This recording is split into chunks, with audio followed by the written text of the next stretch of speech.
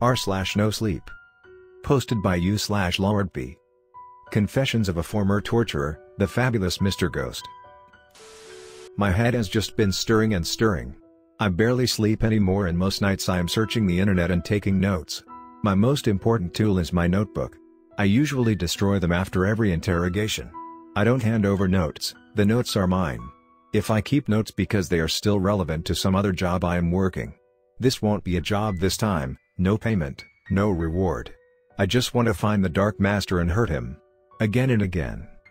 I think I have to share this, so you can really understand the horror of it all. First, no, the girl was not the only one consumed that night. I counted at least 20 bodies, men, women and children of all ages and ethnicities laid out on tables that night. In a kind of lull. Each table was seated with 3 to 5 guests. I never got much closer than a balcony that allowed me to view the dining area below. I knew being discovered would be the end of me, so I was very in and out about the whole thing. I had planned to snatch up the girl and make a run for it.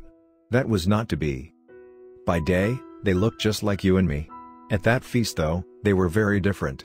Their faces were like those of leeches. A hole, full of teeth and writhing black tongues. First they drained their victim and then consumed them, flesh, bones, hair and all. When they would transform, their mouth and jaw would sort of roll away, a bit like a reversible sock, revealing their true face. I've seen many horror movies, but to actually see real horror unraveled my entire concept of reality. I still haven't shaken it. I had consigned myself to doing nothing. What could I do? I've already explained what I was up against. These things were everywhere, in every facet of society. Everyone was starting to notice my lack of sleep. I was barking at my wife and child over the slightest thing, and I had become aggressively prejudiced against inanimate objects. Namely my laptop, which I smashed to pieces when it spent just a little too long on the boot-up screen. It wasn't just due to my overdue visit to the land of Nod either. I really wanted to get back at these fucking things, but how do you fight an enemy that's everywhere and indistinguishable from anyone else? I saw a few faces, but every one of them had a security detail. No way I was going to get to one of them by myself. If I hadn't discovered Pat's notes, I think I would have done nothing, but I did find his notes and this compelled me to do something. I had kept Pat's letter to his daughter in the locket. They needed someone to remember them. If I was beginning to understand their world correctly, there was no one to miss them. They only had each other and ultimately died alone. I told you, I have drank many tears, but I am not without feeling. I am one of those that numbs my pain with drink. Strong drink. A bit of Everclear and pineapple juice is just the cure I need sometimes. It wasn't strong enough though, to wash taint of horror from my eyes. Those things chewing away at them, and to think. Oh God. To think they were still alive. Still alive. They were still alive. I jumped from my chair, spilling my glass all over the desk, along with Pat's letter. Istra, my wife, rushed, making a shushing sound. I just got him to sleep on. She saw the mess I made and her eyes shifted from agitation to concern. What happened, babe? She grabbed up a towel from the adjoining bathroom and began dabbing at the sticky pineapple cocktail dripping from the table. Everclear, huh? Bad day? I know, because you only drink Everclear on a bad day. I stared at the floor, numb outside, but my spirit felt as if it had been beaten with hammers. A girl died. She stopped and rose up to meet my face. She leaned in and kissed me and placed her forehead against mine. I'm sorry, she said. I know you did everything you could to stop it. I couldn't hold the tears back when she said that. I stopped the girl from being eaten by one monster, only for another to eat her instead. Worse yet, I had allowed myself to become a weapon in Mr. Ghost arsenal. That son of a bitch. That son of a bitch. Sad, angry tears. Very sad, very angry tears rolled down my face, and my wife could not wipe them away fast enough. I crashed to the ground and buried my head deep in my hands and pulled at my hair. I could still hear them chewing and gnawing. Istra patted and rubbed my back in an effort to calm me. Then her pats turned to a rapid tapping as she gasped and urged me to rise. Look. Is that blood? My sense of intrigue overwhelmed my sadness, and I sat up and looked at the table. Where the whiskey met the paper, blood-red liquid was running from it and across the table. Words. See them, Istra shouted excitedly. She stood up and carefully wiped away the excess liquid. Once her excitement passed, she paused and asked, Is this for your work? I nodded, yeah, and this is dark stuff, babe. Very, very dark stuff. I would prefer you not know, not because I want to keep a secret from you, it's just. You don't want me to be plagued by nightmares? she said, handing the letter to me. She flicked up her eyebrows and tilted her head. Then smiled. I know you. I know your heart. Thank you for understanding. I looked at the letter. Before it had a few sentences, but now it was littered with notes in blood red ink. All right, she said, bedtime for me. Don't be long, okay? My feet are really cold tonight. Great, I laughed. Cold feet. My favorite. You know you love it, she laughed and kissed me. I love you, I said and watched her sashay away through the door. Once she had bedded down, I grabbed a brush and touched up the rest of the letter in the envelope for good measure. Written all across the letter in this invisible ink was a treasure trove of information. He had a few addresses and phone numbers, symbols, and what I believed to have been some kind of incantation. Then there was the most important bit. Moan Gorgo equals Dark Master. I had the fucker's name. I'm sure he wouldn't appear in any address search, but I knew people. Knowing people can be a kind of superpower if used correctly, and I wielded my contact list like a sword when I needed to. I yawned. The Ambien I popped earlier was kicking in. I hadn't planned on finding these notes. I resigned to go warm my poor wife's feet and start ringing phones in the morning. The night was uneventful, and I slept well into the morning. It was almost noon by the time I got up. I was still a bit groggy.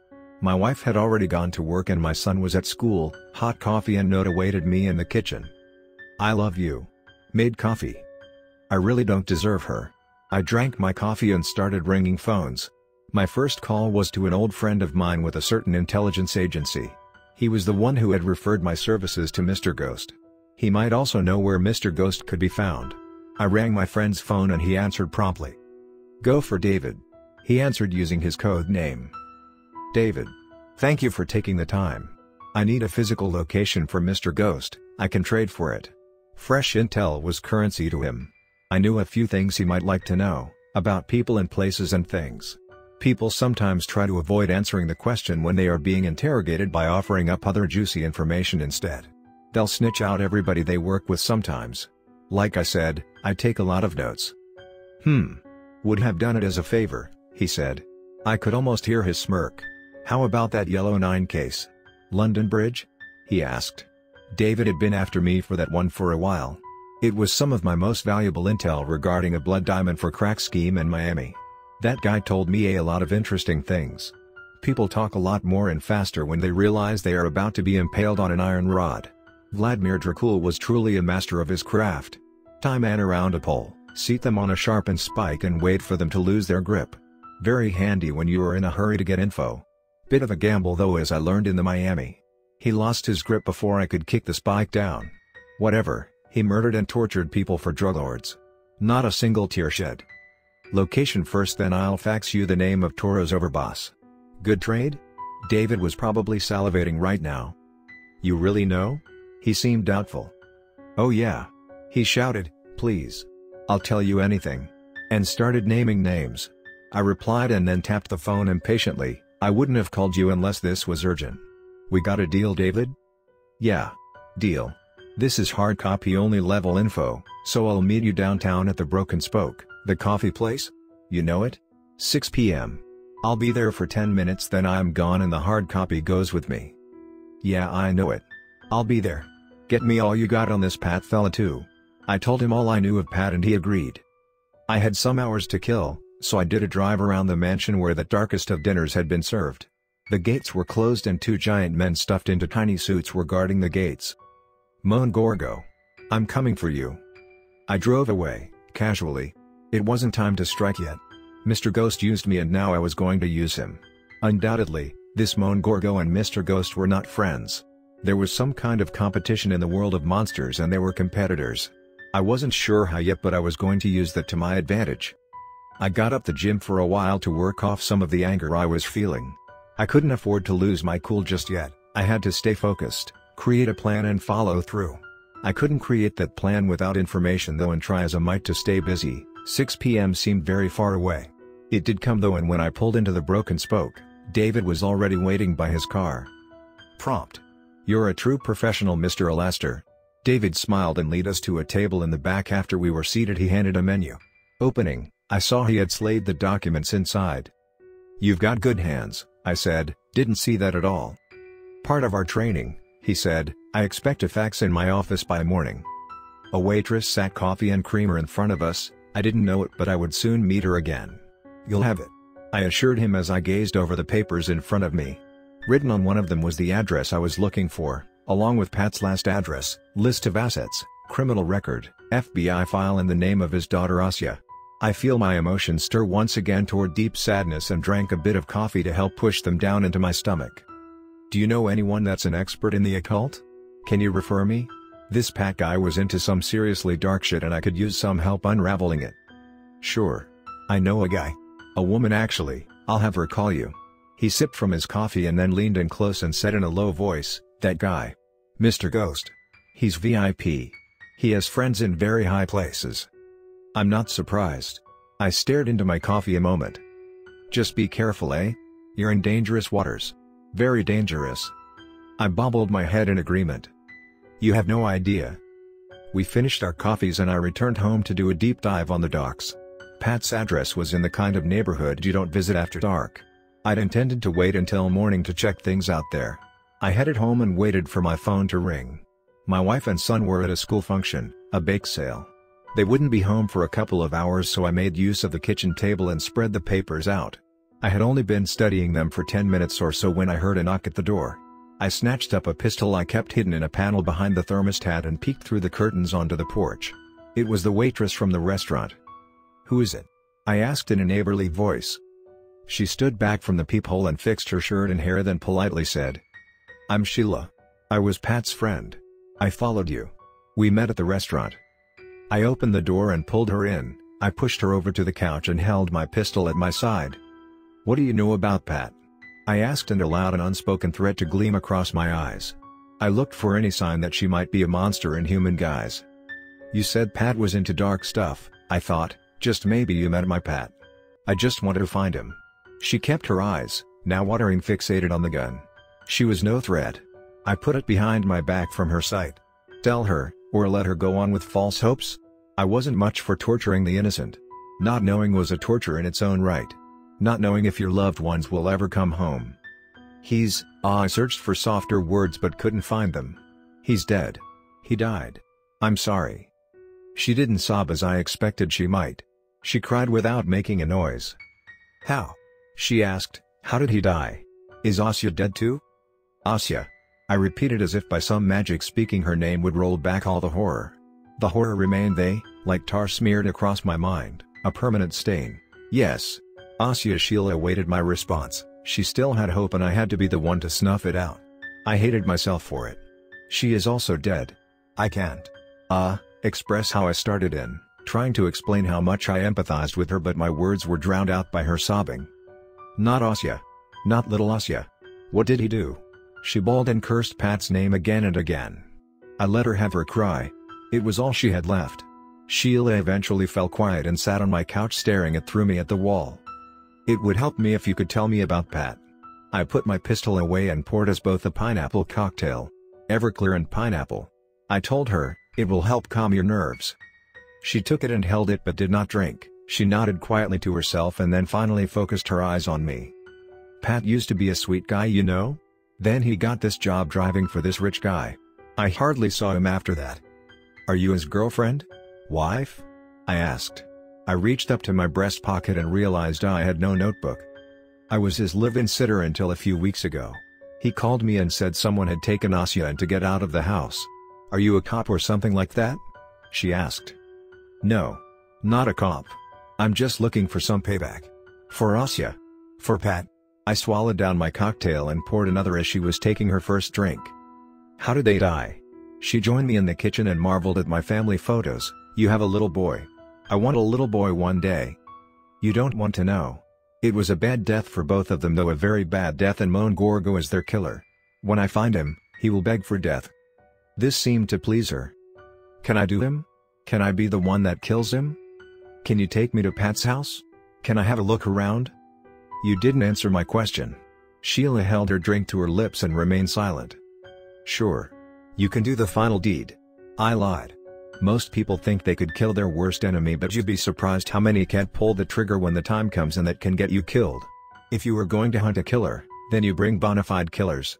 Besides, I wouldn't expect her mind would be ready for the kind terrors that awaited me, nor would I want anyone else to be exposed to the realities of this living nightmare. Sure. I'll give you a tour. The house was not what I expected. It was quite nice despite being in the midst of an early dystopian sprawl. A 3-bedroom, 2-bath with a basement and an adjoining 2-car garage. Pat's house was nicer than my house. I don't even have a garage. Sheila took me straight away to the garage, which was decorated with maps, notes, photographs, strings and pins. The floor and ceiling were covered in occult symbols and runes. Just as I began to ponder their meaning, my phone chimed. It was my encrypted line. Black 1, I replied. I am a new contact. I have a referral from David. You need an expert on the occult? The voice indicated age. That's correct. What is your ID? I asked, preparing my notebook. Joan, as in Joan of Arc, she said somewhat proudly. Remember Joan? Biscuits and gravy. Remembered. How can I help? Joan asked. She spoke as if someone who had just been waiting for a field day, eager to get out of the office. I'm going to send you GPS over the E-line, can you meet me here in a half hour? I asked. That shouldn't be a problem. She replied. That told me she probably worked with David at the local field office just outside town. We had nothing to do but wait it out, and having seen with my own eyes that monsters were real, I wasn't meddling with anything occult, not until Joan gave it a once-over. I warned Sheila to the very same. I wouldn't touch anything in here. I noted that there were also explosives and ammunition galore. There was also an open notebook with a list of names and ages. Some of them were crossed off, a few were circled and others had stars. The ages ranged from 10 to 90. What the hell was he up to? I took pictures of everything. Joan arrived in just under 28 minutes. She was an older lady in her mid-50s, she dressed office casual and she hid her face behind large eyeglasses. Joan was carrying a large doctor's bag and she had an odd-looking device hung around her neck. She approached the door and she greeted us with an all too excited handshake. Show me what you got. Poltergeist? Possession? Oh. A cursed artifact. Those are always fun. She marveled at the house and added, very nice. This is far too new to be a haunting. Gotta be a cursed artifact. You think you found a deal at the Antiques Roadshow and then bam, bad luck all the time, or worms. It's in here. I pointed to the garage. I've seen occult stuff before but nothing quite like this. She hustled into the garage where Sheila was still carefully exploring. Hiya. Joan waved to Sheila and her eyes fell on the symbols. Holy this Vincan. What exactly? I'm an interrogator, not an anthropologist, I quipped. They predate the Sumerians, they had a form of writing too. They mostly just used for bookkeeping, but then there is this. Joan explained and took the device from her neck. She went around poking it towards various objects and it emitted a soft steady clicking sound. These are words. Active 2 if my meter is working correctly. It's reading 0 cosmic. It never reads 0 cosmic. Joan used her free hand to thumb through a small pocket book, filled with symbols and translations. These are magic or something? Sheila asked, reading through the names in the notebook. In a sense. They are ancient scared geometries. More likely, the paint has some special properties or minerals blocking the cosmic band. Joan scraped some of the paint off the wall and into a small vial. I'm thirsty, Sheila said. Anybody want anything? I'm fine, I said, and Joan indicated the same. Anyway, Joan opened her book and pointed to images of statues and strange beings. There is a lot we don't know about the Vincans, like these statues. Some people think they represent some kind of alien, god or demon. My bet is on demon. I replied, pointing to the strange runes on the floor and ceiling. Just then, we heard a scream from the kitchen. We both rushed in and saw Sheila running toward us from the back porch area, just beyond the kitchen. There is some kind of dead monster in there. She was visibly shaken. Joan and I went to the back porch where we found a large, still open freezer, and inside was the upper torso of a monstrous creature. The head was like that of a leech. The mouth was a gaping round hole full of teeth, the tongue appeared to have a needle-like bone at the tip. A human face hung loosely from the base of its neck like some kind of flesh hoodie. An organ of some time, attached to specialized muscles around its face and crown. I had seen one of these before, at the party. It's one of them. I said, this is what they are. As Joan prepared her camera, she was knocked to the ground by the force of the back door being kicked in. Two of the monsters with their teeth and tongues bared rushed through. One stalked long enough to shoot its barbed tongue into Joan's heart. I could see the blood being sucked up the tube-like tongue. The other rushed Sheila and sank all of its teeth into her face. It shook vigorously, and when it let go, she had no face. She crashed to the ground. I had finally managed to pull my pistol, a .45 caliber cross-loaded with hollow points and full metal jacket. I put half a clip in one and a half a clip into the other as I backpedaled into the kitchen and the garages. Each shot that connected stunned them only a couple of seconds, but it bought me enough time to get into the garage. I was hoping they wouldn't approach the wards. My instinct was correct. They stood and snarled angrily at the doorway, at times goading me to come out. A face began to slither and sway onto one of the creatures. He wore makeup that heralded back to the 80s, and he large gold rings which were pierced through his cheeks. "You fucked me, man. You fucked me. Cash money deal, and you fucked me. I am going to eat your fucking heart." He screamed at me. I recognized the voice. It was none other than Mr. Ghost, I presume? I reloaded my pistol and looked around the room looking for anything Pat may have left behind to help me hurt these things. The other creature covered its raging maw with the face of a woman, also painted up like an 80s rocker. "No, baby." She smiled coyly at me. "He's got a wife, and a boy too. Let's eat them." I pulled the trigger and caught her in the right cheek. I knew it wouldn't kill her, but I knew it would hurt 6 ways to Sunday. "You fucking leave them out of these, you fucking flesh-eating motherfuckers." Mr. Ghost laughed. "Oh, Sandy baby. He got you good. Oh, and the word you're looking for, Mr. Alastair, is va." Before he could finish, I saw a bright white flash appear behind him and he ran, a flame out of my line of sight. Behind him was a very weak, very pale Joan who was readying another grenade of some kind. "Unless you want to know what white foss tastes like, you better get put of here right now, you vampire bitch," Joan warned. She was fumbling with the pin. Sandy held her hand of the large hole my pistol had left and turned toward Joan and launched her tongue, this time into her neck. Just before Joan faded, she had managed to pull the pin loose, and a few seconds later, the entire living room was ablaze. Sandy ran after Mr. Ghost, wherever he went, and I escaped to my vehicle. I sped away home as fast as I could. Under protest, I stuffed my wife and son into the car and took them to one of my safe houses. My gut told me Mr. Ghost would nurse himself back to health and come for me again. I had disappeared as once before, many years ago, when a drug cartel made some threats. We lived in the safe house for almost 3 months then. I wonder how long we will be here this time? At least now, I know what I am dealing with. Fucking vampires.